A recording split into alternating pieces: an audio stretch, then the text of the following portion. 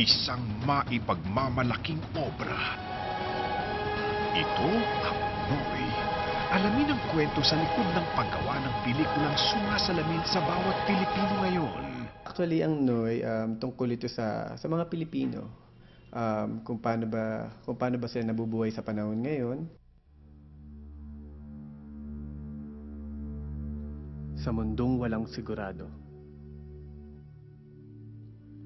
sino pa ba ang aasahan mo? Yung role ko dito sa journalist, yun, may pamilya ako, trabaho para makasurvive, gagawin ng lahat. Ito yata ang isa sa pinakamahirap kong ginawang pelikula. Kasi tumakbo siya almost 6 months eh. Ito kasi kumbaga, tinaon namin mismo yung mga real event dun sa election mismo.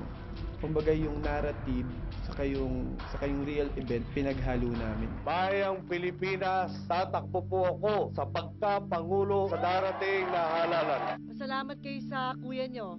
Naku anak, sana tuloy-tuloy na yung trabaho mo, no? Siyempre, ako pa. Ako kuya, kaya responsibilidad ko kayo. Dito naman ako eh, babayaan ko ba kayo? Ang kwento naman talaga ng Noy is, parang tayong lahat yan eh. Struggle natin sa buhay. Hindi naman tayo lahat may kaya. Kakaunti lang naman yung meron yung ganun sa Pilipinas. At actually, it's not the story of Senator Noy. It's the story of Noy, Coco. Actually, buhay niya yun eh. Kwento ng pamilya niya.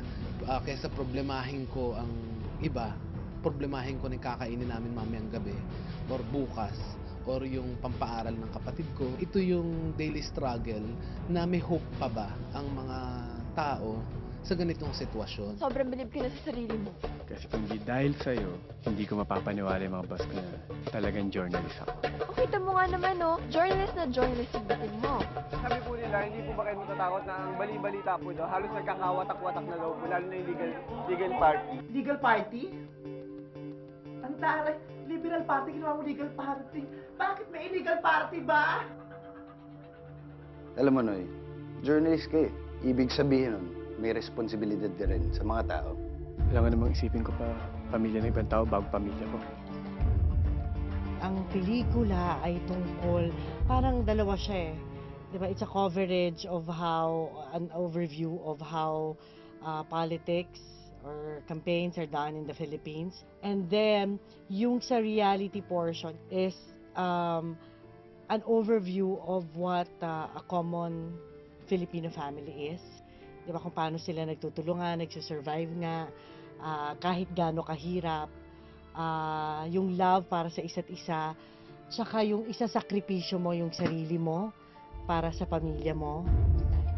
Ang ibig sabihin, basta pamilya rason, pwede ka na gumawa ng mali.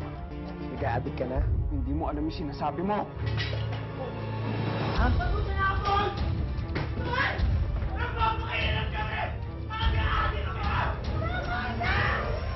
I believe na itong story na to, kapupulutan talaga ng aral ng mga manonood. And this is something na talagang very timely. Like ngayon, yung mga tao para naghahanap ng pagbabago. Para sa akin, kailangan mapanood nila to para, I'm sure makaka-relate sila, lalong-lalo na dun sa character ko.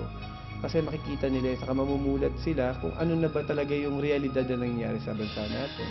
And then, ano ba yung nangyari? Kumbaga sabi ko nga, maraming mga bagay ako, sa mata ko, habang ginagawa ko to, na nakita ko na hindi nakita ng ibang mga tao during the election. And then, kung paano ba nagpupursige yung mga Pilipino para mabuhay at para mangarap. Ba't mo ginawa to? Ba't mo kailangan magpanggap na journalist ka? Baka sakali lang naman po akong ayusin ang buhay ko eh. Iniimbitahan ko po kayo panoorin ng Noy. Kasama ko po dito si Cherry Pie Picache, Joem Bascon, Baron Geisler, Vice Ganda, and Erich Gonzalez. Iisang pangalan, magkaiba ng kapalaran. Ito ang pelikulang sasalamin sa buhay ng bawat Pinoy. Kilalanin sila, Noy.